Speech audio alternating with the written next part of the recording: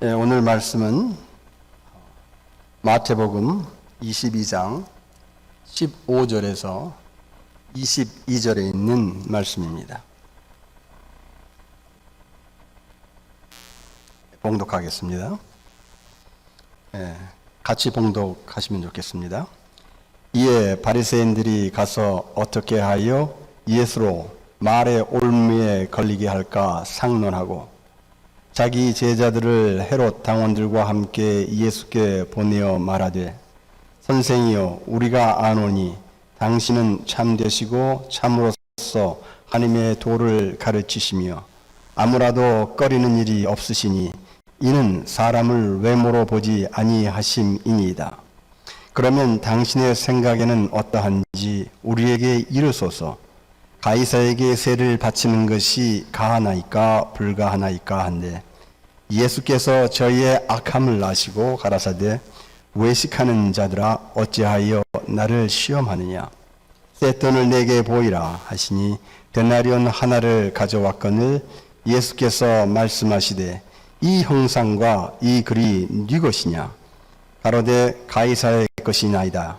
이에 가라사대 그런즉 가이사의 것은 가이사에게 하나님의 것은 하나님께 바치라 하시니 저희가 이 말씀을 듣고 기이히 여겨 예수를 떠나가니라.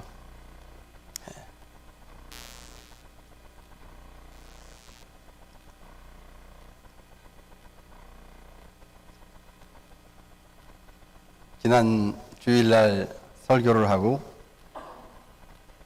못다한 얘기가 조금 있어서 좀 첨언을 합니다. 못다한 이야기는 딴 게 아니라 라틴어에 관한 이야기입니다. 라틴어는 한문처럼 좀 어렵습니다. 그래서 이해가 쉽지 않기 때문에 대중 언어로서는 소멸되었습니다. 어느 나라도 쓰지 않습니다. 그런데 이 라틴어가 왜 중요하냐 하면 라틴어는 어렵기 때문에 사고의 능력의 폭을 넓혀주는 효과가 있습니다.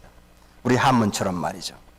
반대로 쉬운 언어를 쓰면 자유로운 소통은 가능한데 이게 언어가 좀 맛깔도 좀 나야 되고 좀 짜릿한 맛도 있어야 되고 뭐 좀 간결한 맛도 있어야 되고 또 사고하는 맛도 있어야 되는데 그런 게 조금 떨어집니다. 그래서 우리는 한국 사람들 아직까지도 한국어로 다 바뀌었는데도 불구하고 한자 사자성어들을 많이 쓰죠.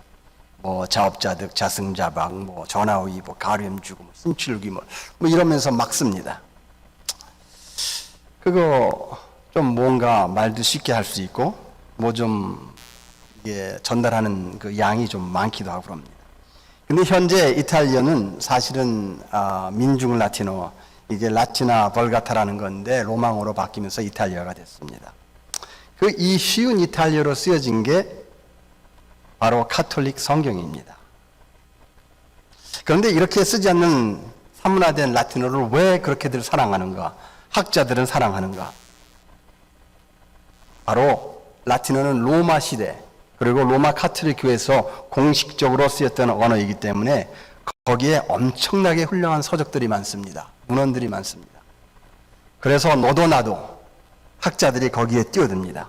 이미 죽어버린 언어인데도 거기에 뛰어들어서 뭔가 더 많은 것을 배우고 찾아내려 합니다. 과학, 학술, 법률, 신학 뭐 다 그렇습니다. 그래서 이 언어를 어떻게 사용하고 어떠한 언어를 쓰느냐는 우리의 삶에 엄청난 영향을 줍니다. 우리가 잘 아는 영어와 한국어 한번 이야기를 해보죠. 한국어와 영어의 가장 큰 차이점은 뭘까요? 하면 존댓말입니다. 그런데 영어는 존댓말이 없을까요? 존댓말이 있죠. 그 존댓말이 딴 존댓말이 아니라 공손하게 표현하고 정중하게 표현하는 그러한 그 존댓말이죠. 그래서 뭐 말할 때 우리는 뭐 음식 하나 시켰다가도 싫으면은 no thank you 그러죠. thankyou가 꼭 붙죠. 그리고 영어에는 뭐 may I, would you 뭐 이런 말을 많이 쓰죠. 그리고 나이와 관계없이 이름을 불러댑니다. 이런 걸 보면서 처음에는 문화적인 충격이 있었습니다. 제가 미국에 처음 왔을 때 문화적인 충격이 있었는데 많이 지내다 보니까 그렇게 이야기하다 보니까 어떤 일이 벌어지냐면은 이게 친구라는 개념이 생기더라고요. 나이가 많건 적건 친구예요. 교수도 내 친구가 되어지고 그리고 부모하고도 내 애들하고도 이야기하면서 그냥 내 자녀다. 그러니 권위적으로 내가 가르쳐야 된다. 이런 것보다는 그냥 영어를 쓰다 보니까 친구가 되어버렸어요. 가끔 우리 애들이 제 이름을 부르기도 합니다. 그러면 제가 야 그래도 아무래도 한국적인 문화가 좀 있는데 내디라 그래라 좀 아빠라 그래라 좀 그러고 이야기를 하기도 합니다만은 하여튼 이 영어가 가지고 있는 편안함은 그겁니다. 서먹서먹함이 없습니다. 사실 한국 사람들끼리 만나서 처음에 어떤 사람이 안녕하세요 똑바로 했으면 되는데 안녕하세요 저게 지금 나 반말한 거야 뭐야 지금 나를 갖다가 뭐 무시하는 거야 뭐야 이런단 말이죠. 그런데 요즘 한국에 가면은 거기다가 또 님자를 붙여가지고 대통령도 대통령님 이러더라고요.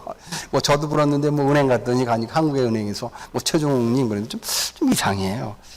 그런 것보다는 그런 것들이 좀 없어지고 우리가 친구라는 개념 속에서 만나면 참 좋다 하는 생각을 좀 해봅니다. 그런데 이게 사실 기독교 관점에서 보면은 우리는 사실 모두 다 친구입니다. 우리가 예수님을 뭐라고 부르죠? 친구라 그랬는데. 나의 친구 예수님. 이 친구라는 개념 속에 어떤 내용이 들어있을까요? 나는 스스럼 없이 이야기할 수 있다. 그리고 격식 없이 편하게 대할 수 있다. 그리고 쉽게 내 고민을 털어놓을 수도 있고 그리고 전화를 아무 때나 해도 즐겁고 뭐 그런 겁니다. 그래서 우리에게 언어가 주는 이 표현은 인간관계 형성의 가장 중요한 핵심을 이루게 됩니다. 그런데 또 어떤 언어를 쓰느냐에 따라서 그 사람의 문화가 형성이 되어지고 그들의 사고가 형성이 되어집니다. 사실 이 부분이 굉장히 좀 어려운 부분인데 이민 온 한국 부모들 중에 영어가 좀 약한 분들은 자녀를 이해하기가 참 쉽지 않습니다. 언어가 주는 그 표현에서 오해하기가 쉽고 또 거기다가 세대차, 문화차, 환경차까지 있는데 참 그거를 이해하기가 쉽지가 않죠. 이렇게 언어는 사고와 사상을 전달하는 굉장히 중요한 도구입니다. 그래서 영어에서는 이런 말이 있어요. What you say is what you are. 너가 말한 게 너다. 한국에도 말의 중요성을 굉장히 여기죠. 말 한마디에 천냥빚을 갚는다. 또 성경을 보면은 성경 구약은 히브리어로 쓰였습니다. 그런데 신약은 헬라어로 썼어요. 그래서 신학교에서 이 두 언어를 가르치는데 이거를 이해하기가 참 쉽지가 않습니다. 그래서 성경을 이해한다는 게 그렇게 쉬운 일이 아닙니다. 시대를 뛰어넘어서 문화의 장벽을 뛰어넘고 학문적 장애를 뛰어넘고 언어의 어려움 속에서 하나님의 말씀을 이해해야 됩니다. 마치 흙 속에서 조그마한 진주를 찾아내는 것과 같습니다. 그 하나의 진주가 오늘 본문 말씀입니다. 예수님은 짧은 3년의 공생에서 인류 역사를 바꾸어 놓는 생애를 남기셨습니다. 십자가의 죽음, 죄사함, 그리고 부활입니다. 그 위대한 여정의 첫 발은 광야에서 사탄으로부터 시험을 받습니다. 그리고 그 후에 산상순을 비롯해 병자치러 여러 가지 사역을 하셨습니다. 그 중에서도 오늘 말씀은 예수님의 사역을 시기하는 기존 세력과의 논쟁입니다. 바리새인과 헤롯 당원들과의 논쟁입니다. 사실 이들 기득권 세력들은 예수님의 말씀에 관심이 없습니다.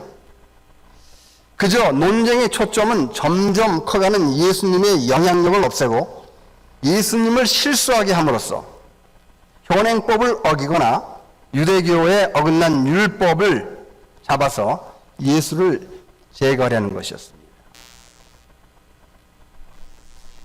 근데 참 희한한 것은 이 바리새인들과 헤롯 당원과 함께 예수를 시험을 합니다.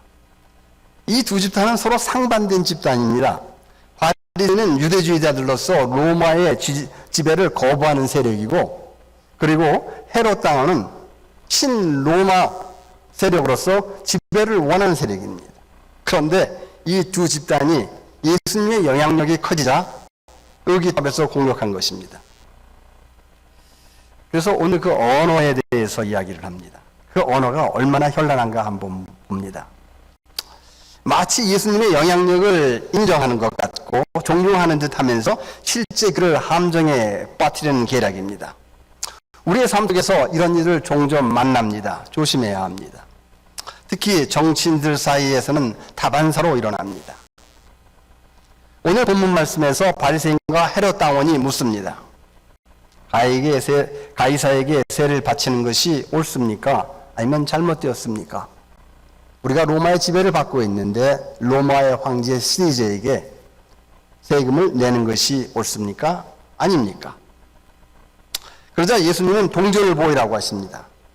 그리고 그 동전 한 데나리온은 그 당시 로마의 화폐였었는데 하루 품삯값입니다. 그 데나리온을 보시고 그 형상과 그 글귀가 써 있는 동전을 보여주면서 그들에게 묻습니다. 누구 것이냐? 그러자 바리새인과 헤롯 당원들이 대답합니다. 가이사의 것이나이다. 여기서 예수님은 대답합니다. 가이사의 것은 가이사에게, 하나님의 것은 하나님에게. 이 대답에 바리새인과 헤롯 당원은 놀래서 떠나갑니다. 그런데 여기서 가이사의 것은 가이사에게, 하나님의 것은 하나님에게, 이게 과연 무슨 말일까? 어떤 사람은 가이사에게 주라 했기 때문에 세상의 권력을 인정한 거다.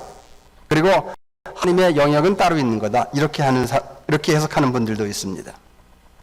여기서 오늘 조금 어렵지만은 한 말씀 드리고 싶은 것이 있습니다. 뭐냐면 우리가 성경을 볼 때 성경 해석법이 있습니다. 그거를 영어로는 헐메뉴릭스 이렇게 이야기를 합니다. 그 헐메뉴릭스에 4가지 종류가 있습니다. 첫 번째, literal interpretation, 문자 그대로 해석하는 겁니다. 그러니까 가이사의 것은 가이사의 것이라 했으니까 그러니까 그건 가이사의 세계가 있는 거야. 이렇게 해석하는 겁니다. 두 번째는 moral interpretation이라는 게 있어요. 도덕적 해석인데 이거는 어떻게 해석하는 거냐면 우리가 신앙을 가지고 있지만은 지키지 않으면은 우리의 참 신앙이 아니다. 그러니까 우리의 믿음과 행위는 같이 가야 된다. 야고보서 사도가 주장하는 그러한 류의 해석 방법입니다. 그리고 우리 장로교에서 자주 쓰는 것 중에 하나가 뭐냐면은 비유적 해석 방법입니다. 그거를 allegorical interpretation 이렇게 이야기합니다. 그거는 무슨 이야기냐면 성경에는 여러 가지 비유가 있는데 그 비유에는 여러 층의 그 내용들이 들어있기 때문에 해석의 방법이 여러 층이 될 수가 있다. 그러나 그게 우리의 영혼과 우리의 삶에 하나님의 말씀에 이해되는 쪽으로 해석을 하자. 이게 allegorical interpretation, 비유적 해석이라고 합니다. 그 다음에 마지막으로 조심해야 될 그 해석 방법이 있습니다. 그게 anagorical이라는 거하고 eschatological이라는 건데 조금 어렵습니다. 이게 무슨 이야기냐면은 모든 것을 성경을 바라보면 종말론적으로 바라보는 겁니다. 90년대에 다미성교회가 예수님이 1992년 몇 월 며칠에 온다 이런 것들 있잖아요. 그런 분들이 해석 이런 식입니다. 근데 그 해석은 엄청나게 위험하고 우리의 신앙을 저해하는 그러한 해석 방법입니다. 그런데 여기서 그래서 가이사의 것은 가이사에게, 하나님 것은 하나님에게라고 이야기했을 때에 좀 더 현실적으로 가이사의 것이라기보다는 예수님은 너희가 살고 있는 삶 속에서 너희의 현실을 인정해라. 그러나 모든 것은 하나님의 것이다 라는 해석이 더 정확한 해석이고 그게 올바른 가르침이라고 저는 생각합니다. 그 무슨 뜻인가? 그러면 이 말씀을 조금 더 분석해 보면 예수님은 어떠한 대화법을 사용하셨을까? 이걸 좀 학술적으로 한번 생각해 보면 첫 번째 예수님의 대화법은 소크라테스, 우리가 잘 알죠? 철학자 소크라테스라는 사람이 있었죠. 네. 그 사람이 말한 삼파술이라는 게 있습니다. 그게 뭐냐면은 조산부가 애 낳을 때 애를 낳게 도와주지 않습니까?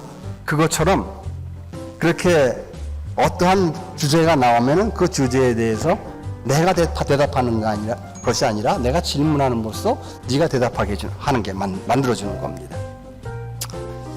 이게 원래 크세노톤이라는 그 제자가 소크라테의 회상이라는 곳에서 말한 방법인데 특별히 여기 우리 10대에 있는 우리 젊은 친구들, 엄마 이런 분들한테 굉장히 도움이 되는 겁니다.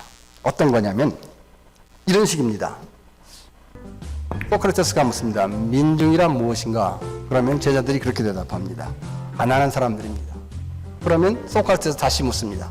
가난한 사람은 어떤 사람이냐? 그럼 제자들이 또 대답합니다. 항상 쪼들리는 사람들입니다. 그러면은 또 소크라테스가 묻습니다. 그럼 항상 쪼달리는 사람들은 다 가난한 사람들이냐? 그러면은 제자들이 부자도 여유가 있어서 살지만은 더 가지려 하기 때문에 쪼들릴 수밖에 없습니다. 뭐 이런 식으로 대화가 이루어지는 겁니다. 그래서 우리 10대들한테 가르칠 때에 그냥 이렇게 해라 저렇게 해라 하는 것보다 그래 너가 그 운동을 하면 좋니? 그렇게 물어보는 겁니다. 그러면 본인이 좋다 안 좋다라는 답이 나오겠죠. 스스로 해라 마라 할 필요가 없는 겁니다. 그 방법을 오늘 이 본문 말씀에서 예수님이 사용한 겁니다. 뭐라고 이야기했냐면 이 데나리온의 형상의 그 형상과 글이 누구 것이냐? 그랬더니 바리새인과 헤롯 당원들이 가이사의 것이나이다. 바로 역설적 대화법을 쓰신 겁니다. 그런데 이러한 역설적 대화법은 표면적으로 모순 있는 것처럼 보입니다. 그러나 그 표면을 깊숙이 들여다보면은 진실을 나타내는 수사법, 대화법입니다. 우리 그리스도인들에게 이러한 대화법을 조금 발전시키고 그리고 살면은 우리 형제들 간에 또 집안에서도 많은 평화가 있습니다. 이런 역설법은 어떠한 표현이 있을까? 예를 들자면 이런 겁니다. 조금 어려우니까 이게 예를 들어서 찬란한 슬픔의 봄. 어떻게 슬프면은 뭐 울음 섞인 슬픔의 봄 이런 말이 맞는 건데 어떻게 슬픔의 봄이 찬란합니까? 찬란할 수 없죠. 역설적이죠. 그 이야기는 슬픔이 정말 너무너무 크다라는 이야기죠. 또 다른 표현이 있습니다. 우리가 소리를 지르는 걸 아우성이라고 그러잖아요. 그런데 그 아우성을 소리 없는 아우성 이러면 그게 말이 안 되는 거예요. 아우성은 소리를 질러야 하는 게 자체인데 소리가 없어. 그럼 그건 아우성이 아니죠. 굉장히 모순이 있는 겁니다. 그걸 역설적 표현입니다. 그 이야기는 무슨 이야기냐? 소리 없는 아우성. 아우성보다도 더 소리 지르고 싶은데 더 낼 수 없을 때 소리 없는 아우성. 이렇게 표현을 합니다. 사실 예수님의 이 말씀 속에는 놀라운 답변들이 들어 있습니다. 가이사의 것은 가이사에게, 하나님은 하나님께 바치라.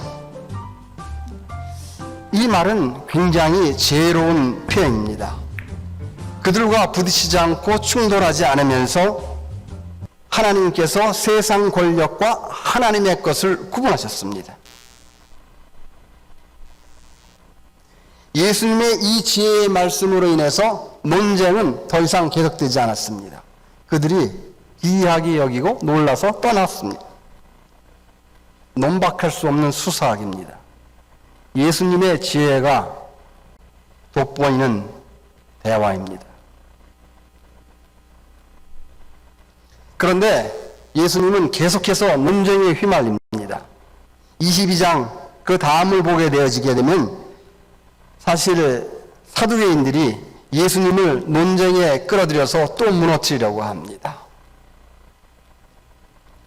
오늘 본문 말씀에서 보면은 사실 그들이 먼저 예수님을 쓰러뜨리기 전에 이렇게 올무를 만들기 전에 항상 입바른 소리를 합니다. 당신은 참되고 참으로서 하나님의 도를 가르치시며 아무라도 꺼리끼는 일이 없으시니 이는 사람을 외모로 보지 아니하심입니다. 이 바리새인들과 헤롯 당원들이 이런 말을 했습니다. 이거 틀린 말 아닙니다. 맞는 말입니다. 근데 이게 올무입니다. 한국에 멋진 표현들이 많이 있습니다. 입에 침도 안 마르고 거짓말한다. 이런 이야기입니다. 바리새인들이 헤롯 당원들이 언제 예수님을 존경하고 따랐습니까? 그런 사람들이 아닙니다. 그들의 이 말은 진심으로 아첨함으로써 예수님을 방심하게 하고 그리고 속이려는 속임수전법입니다. 이 말이 틀린 게 아니라 바리새인과 헤롯 당원이 말했기 때문에 위선이고 틀린 말이 되어버렸습니다. 예를 들어보죠. 만약에 우리 북한의 김정은이 이런 말을 했다고 생각해 보세요. 세계는 모든 국민들에게 인권을 최우선으로 보호해야 하며 누구나 그 권리를 보장받을 수 있다. 이렇게 이야기하면 우리 어떠냐? 픽 웃죠. 그게 무슨 말이야? 웃어버린다. 가치가 없는 거죠. 김정은이 했기 때문에 맞는 말이 쓸데없는 말이 돼버렸습니다. 이렇게 우리는 그 언어를 굉장히 조심해야 됩니다. 특별히 우리 그리스도인들에게 꼭 이야기해 주고 싶은 건 이런 게 있습니다. 제 경험이고 또 제가 신문사에서 조금 일하다 보니까 기자들의 기사 쓰는 법을 조금 압니다. 여러분들 기사 너무 그렇게 100% 믿지 않으시기 바랍니다. 그리고 그 근간에는 이게 사실인가 이게 사설인가. 사설이라는 거는 그 개인의 아니면 그 단체의 주관이 들어가 있는 글입니다. 기사는 사실을 이야기해야 되는데 사실이 들어가 있지 않는 기사를 본다면 여러분은 더 이상 그 기사를 믿거나 보거나 하시지 않는 것이 여러분의 삶에 도움이 됩니다. 예를 들자면 이런 겁니다. 어떤 한국에 홍수가 났다 이거죠. 그런데 한 신문에 큰 타이틀을 합니다. 홍수로 무너지는 한국, 정부는 뭐 했나? 이게 사실하고 무슨 관계가 있습니까? 아무 관계 없습니다. 자기네 가지고 있는 어떠한 의지, 자기네가 전달하고 있는 메시지를 기사라는 사실이라는 것을 이용해서 사람들한테 심는 겁니다. 세뇌시키는 겁니다. 조심하셔야 됩니다. 그러면 이 기사를 어떻게 써야 되느냐? 남부지방의 호우로 막대한 피해 이렇게 나와야 됩니다. 예? 아니면은 정부 이런 이야기 할 필요 없습니다. 정부 아직도 대책이 없다는 이야기를 하든지 뭐 이렇게 해야 하게 되는데 이렇게 어하고 아다르듯이 언어의 장난에 놀아나면 안 됩니다. 왜 그 이야기를 하냐면 특히 그리스도인들 삶을 요즘 가만히 보다 보면은 성경 말씀을 읽는데 성경 말씀은 마음에 잘 안 와닿는데 과학적이고 문학적이고 인문학적인 학문은 내 귀에 잘 들어온단 말이죠. 진리는 이곳에 있습니다. 문제는 뭐냐면 아까 처음에 라틴어를 이야기하고 히브리어, 제가 헬라어를 말씀드린 것처럼 이야기가 무척 어려워요. 복합적인 미닝이 너무나 많이 들어있기 때문에 제대로 해석해주는 그런 부분이 굉장히 좀 약합니다. 그래서 많은 그리스도인들이 방황하게 되는 겁니다.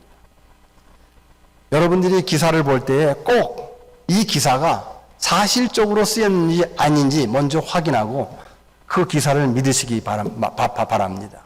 만약에 재미로 보시는 거야 뭐 관계없습니다. 그러나 여러분의 삶에 직접 영향이 간다면 그 글자 한판 하나 표현을 유심히 보면서 이게 지금 사실을 이야기하고 있는 건가 아니면 이들의 주관인가 이들의 프로파간다 이들의 선전인가를 잘 구분하셔야 됩니다. 요즘 미국 신문들도 그래서 큰 문제를 일으키고 있습니다. 사실 이러한 말씀들을 우리가 보면서 바리새인들은 그럼 어떠한 그 생각을 가지고 이러한 질문을 던진 것인가? 우리가 한갑게 볼 필요가 있습니다. 사실 예수님께서 만약에 그래 세금이니까 내야 돼 라고 이야기했으면 어떻게 되겠습니까? 이거는 유대주의자들로부터 이스라엘의 민족 반역자로 낙인이 찍히는 겁니다. 그리고 만약에 불가하나이다 세금 내지 말아야 됩니다 하는 순간 로마 제국의 식민지로서 살고 있는 식민 백성들이 세금을 거부한 겁니다. 이건 국사범입니다.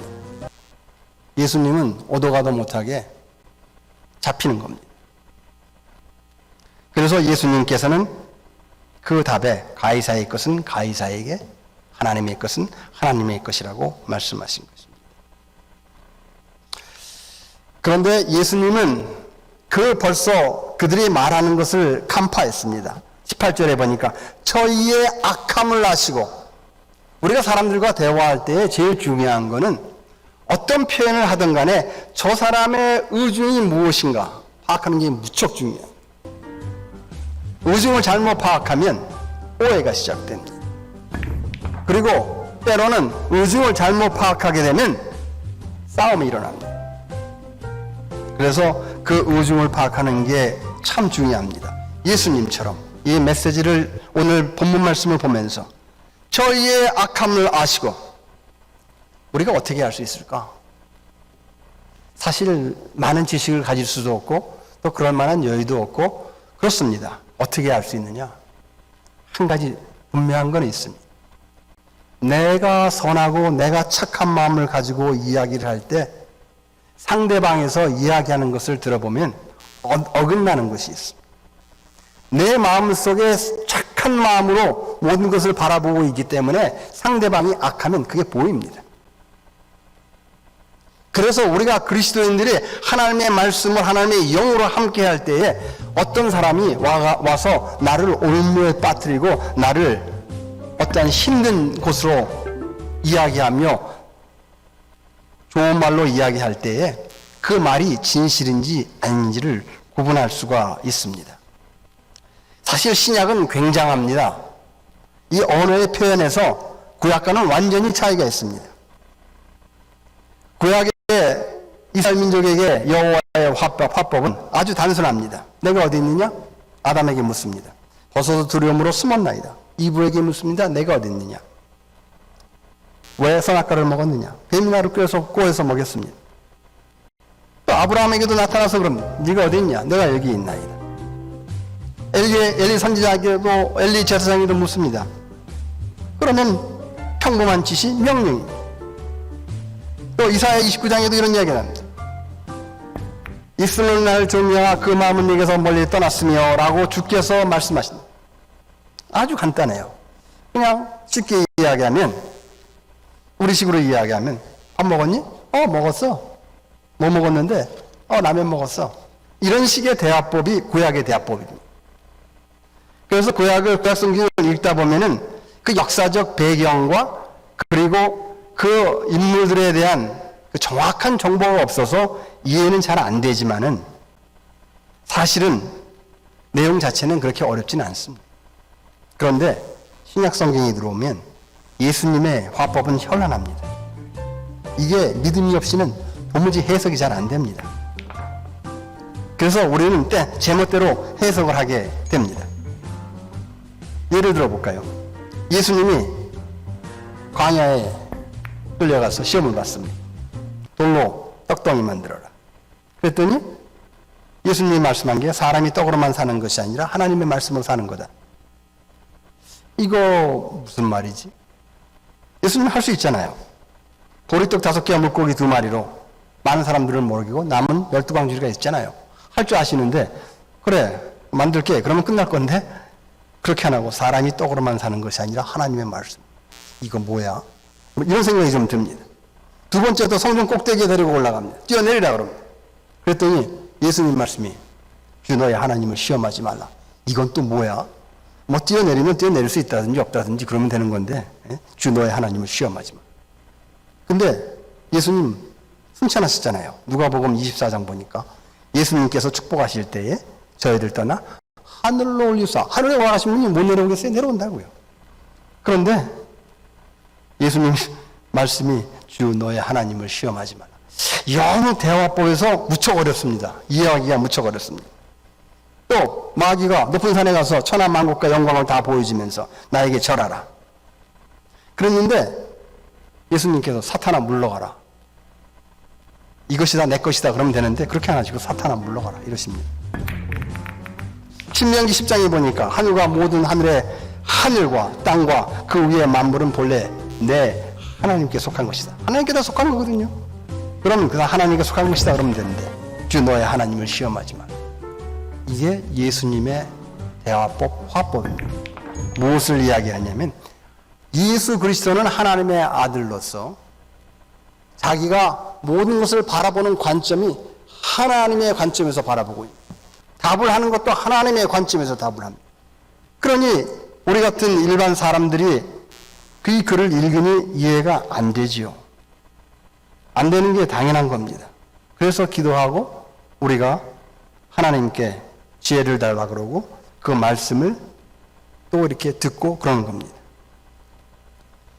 사실 하나님의 말씀 가운데 산다는 것이 그렇게 쉬운 일은 아닙니다. 그래서 우리의 삶 속에서 늘 영적 싸움이 있습니다. 오늘의 본문 말씀의 영적 싸움은 바로 세상에 나가서 기득권 세력이 있고 너희들을 압제하는 세력이 있고 너희들의 삶을 방해하는 사람이 있으면 어떻게 영적으로 싸워야 할 것인가를 말씀해 주는 겁니다.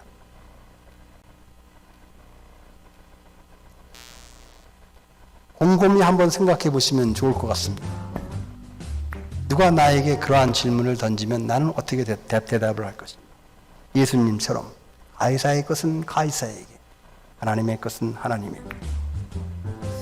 그런 표현을 한번 해볼 수 있었으면 좋겠습니다. 사실 우리는 믿음 생활하면서 참으로 여러 가지 시험을 받습니다. 그럴 때마다 하나님께 이런 지혜를 위해 기도하며 나아가면 승리하게 되고 기쁨이 넘치게 됩니다. 야고보서 1장 5절의 말씀입니다. 너희 중에 누구든지 지혜가 부족하거든 모든 사람에게 후히 주시고 꾸짖지 아니하시는 하나님께 구하라. 그리하면 주시리라.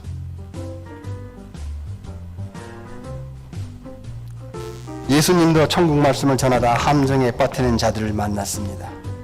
그 놀라운 지혜로 극복을 하셨습니다. 우리는 주님의 길을 걸으면서 선하게 산다는 것, 그렇게 결코 쉬운 일은 아닙니다. 우리로 많은 유혹과 함정에 막힐 때가 너무나도 많습니다. 특별히 요즘은 경기가 어려워진다는 소식도 들려옵니다. 그래서 두렵기도 하고 떨리기도 하고 또 어떠한 실수나 함정에 빠지는 것이 아닌가 걱정도 합니다. 그럴 때에 오늘 본문 말씀을 생각하면서 예수님이 당했던 이러한 논쟁의 싸움 속에서도 이겨내고 또 주님의 나라를 선포하는 모습을 보면서 우리도 그렇게 슬기롭게 이겨나갈 수 있기를 주님의 이름으로 기원합니다. 기도하겠습니다. 부족한 저희들에게 늘 지혜를 허락하여 주시고 주님의 삶 가운데서 풍요롭게 살게 인도하여 주시옵소서. 물질의 풍요뿐만 아니라 영혼의 풍요 속에서요 저희들의 삶이 날로 날로 더 나아지며 기쁨 가운데서 또 주님께 가까이 가는 삶이 계속되게 인도하여 주시옵소서. 함께 하실 줄 믿사오며 예수 그리스도의 이름으로 기도드립니다. 아멘.